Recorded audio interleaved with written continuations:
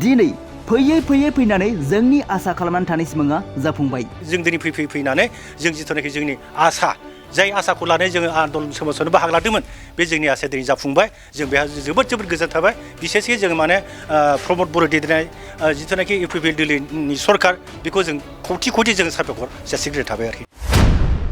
बै समाव गोबां दावराव दावसिनि थाखायनो जों बाय बाहागिनाव आलासि जाहैनो हायामोन। जों माने मोनसे समाव जों नुनो मोन्दोंमोन जिहेतु थांनाय जिथुनाखि बिपिपिनि सरकारनि दिनाव गोबां दावराव दावसि जों बेयावबो जोंहाबो क'क्राझार बा बे चिरांथिं जथेस्थ' बाय बाहागि दङ।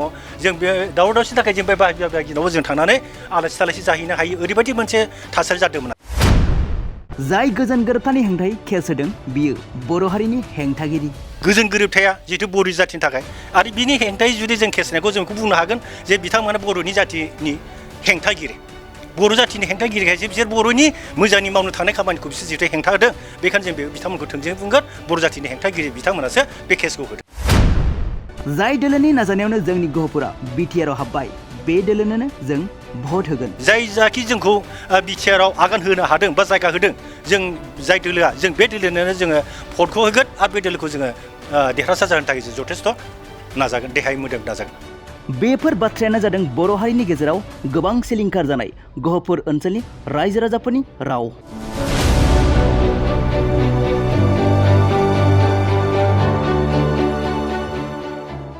गहपुरनि जारिमिनखौ नोंथांमोनहा गोसोआव दंना? थांनाय सिगांनि समफोराव गहपुर ओनसोलाव मा थासारि जालांदों नोंथांमोनहा गोसोआव दंना? बेफोर माखासे बाथ्राफोरखौ लानानै गहपुर ओनसोलनि रायजो राजाफोरा बिपिएफ राजखान्थि हान्जानिसिम गोख्रों फिननाय होदों। नंगौ, गहपुर ओनसोलनि रायजो राजाफोरा गोख्रों रावजों फिननाय होदों दि बिपिएफनि सरकारनि समाव गोबां दावराव दावसिनि थाखाय जों बाय बाहागिफोरनाव थांनानै आलासि जाहैनोनो हायामोन। बै समाव दाय गैयालासे पुलिसफोरजों हमना लांजादोंमोन अब्लाबो जों बेनि फिथाइखौ मोननो हायाखैमोन। नाथाय दिनै फैयै फैनानै जोंनि आसा खालामनानै थानाया जाफुंबाय आरो बेनि थाखायनो जों प्रमद बर' दैदेननाय इउपिपिएल सरकारखौ साबायखर बावो होनना बाथ्रा बुंथिदों गहपुर ओनसोलनि रायजो राजाफोरा। आरोबाव गहपुर ओनसोलनि रायजो राजाफोरा बुंथिबावदों दि जाय सरकार एबा दोलोनि नाजानायाव जोंनि गहपुरा बिटिआरआव हाबनो हादों बे दोलोनोनो जों भट होगोन आरो बे दोलोखौनो देरहासार खालामनो थाखाय जों नाजागोन होननानै बाथ्रा बुंदों गहपुर ओनसोलनि रायजो राजाफोरा। जाय गोजोन गोरोबथानि हेंथायै केस होदों बियो बर' हारिनि हेंथागिरि। बर' हारिनि हेंथागिरिखायनो बर'नि मोजां मावनो थांनायाव बिथांमोना हेंथा होदों होनना गोख्रों बाथ्रा बुंथिदों गहपुर ओनसोलनि रायजो राजाफोरा। दानिया फैदो गहपुर ओनसोलनि रायजो राजाफोरा मा गोख्रों बाथ्रा बुंथिखो जों आबुङै खोनासंलांनि। गुबुन आलादा रायजो दाबिनायखौ लानानै मोनथाम गोरोन्थि जानानै थांबाय। बे मोनथाम गोरोन्थियाव मोननैया जिहेतु जोंनि बे मोननै गोरोन्थि जानानै थांखानाय मोननै गोरोन्थियाव जोंनि गहपुरा हाबसनाखैमोन। लास्ट जिथुनाखि थामथि गोरोन्थि बे थामथि गोरोन्थियावबो हाबसननाय जायाखैमोन। बेयाव ओरैबायदि बुंदोंमोन जोंनि दैदेनगिरिफ्रा जे गहपुर सनिफ्राबो हाबगोन बिनि दखा दंखायो होननानै। नाथाय गोबां मानसिया फोथायाखैमोन जे गहपुरा हाबमारगोन ना हामारा। नाथाय फैयै दिनै नुफैनो मोनबाय जोंहा जोंनि दा जिथुनाखि सालायबाय थानाय गभर्नमेन्ट प्रमद बर' सारनि दैदेननाय जिथुनाखि गभर्नमेन्ट बे गभर्नमेन्टनि नाजानाय एबा प्लास लोगोसे एबसुनि जिथुनाखि नाजानाय बे नाजानायाव जोंनि गहपुराबो दिनै गहपुरनि माखासे गामियाव हाबफानो मोनबाय। दा बेहा जोंहा जोबोद गोजोननाय दङ। जायखौ जोङो गोदोनिफ्रायनो 83आव जों जिहेतु 1983आव बे जायगायाव दाङाबाजि जानानै बर'फ्रा न' बां सावजादों हाजोआव खाना थानांदों आरो बिनि उनावबो आरो जोङो 87 मायथाइयाव एबसुनि सोमावसारनाय समावबो जों जथेस्थ' खस्थ' मोनबोदों। आंनि निजे गोबां भुगिबोदों। दा आं बेफोरखौ बुंलिया आरो इन्डिभिजुवेलनि समावबो आङो निजेनि भुगिबोदों। पुलिसफोरजों हमना लांजादों दाय गैया फोथै गैया। आं बेबायदि जों गोबां भुगिनाय दं आंनि अनगायैबो। अब्लाबो जों बिनि फिथाइखौ मोननो हायाखैमोन। नाथाय जों दिनै फैनानै जों जिथुनाखि जोंनि आसा जाय आसाखौ लानानै जोङो आन्दलन सोमावसाराव बाहागो लादोंमोन बे जोंनि आसाया दिनै जाफुंबाय। जों बेहा जोबोद गोजोननाय थाबाय। बिसेसकै जोङो माने प्रमद बर' दैदेननाय जिथुनाखि इउपिपिएल दिल्लीनि सरकार बेखौ जों खौथि जोङो साबायखर जासिग्रोनाय थाबाय आरोखि।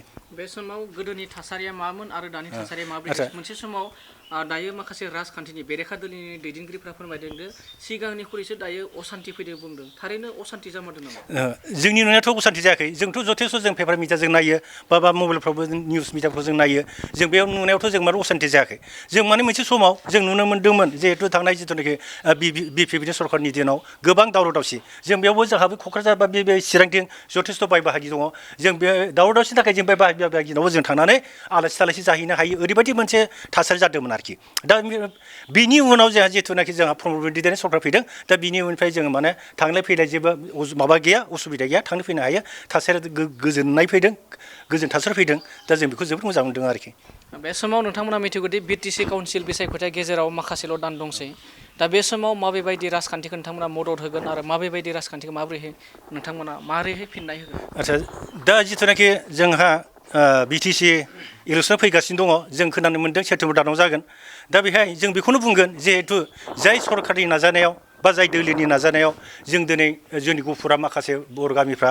हाबसननो हाबाय जोंहा बेयाव जोबोद गोजोननाय दं आरो जोंजों लोगोसे जोंनि गामिजों लोगोसे जोंनि जिथुनाखि आलफ्रा एल पि स्कुलाव वेस्ट सेन्टाराव मोनसे केन्द्रआव भट होनो मोननाय जोंनि अनगायै माखासे गामि दं 7टा गामि बे 7टा गामियाव बावैसो सिगां बिथांमोनाबो इनक्लुड जाफाबाय बिटिआरआव दा जोबोद गोजोनथाव खौरां दा बेनिखायनो जों सानो जाय जाखि जोंखौ बिटिआरआव आगान होनो हादों बा जायगा होदों जों जाय दोलोआ जों बे दोलोनो जोङो भटखौ होगोन आरो बे दोलोखौ जोङो देरहासार जाहोनो थाखाय जों जथेस्थ' नाजागोन देहाय मोदोम नाजागोन जाय बिटिआर गोजोन गोरोबथानि थाखायनो गहपुर ओनसोला हाबनो मोन्दों बैबायदि गहपुर ओनसोल बायदि हाबनो मोननाय एकर्डखौ बिटिआर एकर्डखौ केस होदोंमोन बैफोरबायदि केस होनायफ्राबो नोंथांमोननि ओनसोलाव फैगोन बिनि सायाव मा फोरमायगोन जोंथ' बेखौ जोङो ओरैबायदि जों थोंजोङै बुंगोन जिहेतु बे गोजोन गोरोबथाया जिहेतु बर' जाथिनि थाखाय आरो बिनि हेंथायै जुदि जों केस होनायखौ जों बेखौ बुंनो हागोन जे बिथांमोना बर'नि जाथिनि हेंथागिरि बर' जाथिनि हेंथागिरिखायसो बिसोर बर'नि मोजांनि मावनो थांनाय खामानिखौ बिसोर जिहेतु हेंथा होदों बेखायनो जों बिथांमोनखौ थोंजोङै बुंगोन